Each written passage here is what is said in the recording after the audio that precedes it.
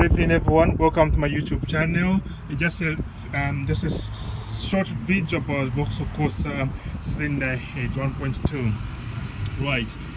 I've managed to remove the cylinder head. The whole process was very simple, with an exception that there were lots of harnesses due to disconnect, as you can see. You can see all these harnesses. There are lots of the wires you have to disconnect. So just be patient, do it step by step, slowly at a time. The other thing is, make sure that you remove the alternator and also the aircon.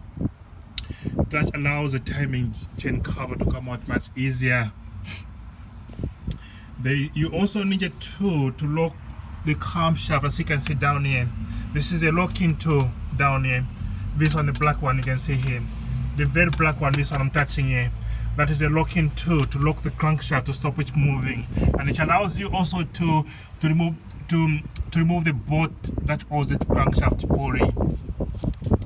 What else? I also had to remove the cartridge converter just to make it easy, which I did. It was very easy.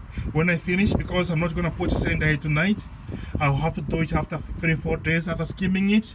I've put back the mounting, and the mounting sits very easy.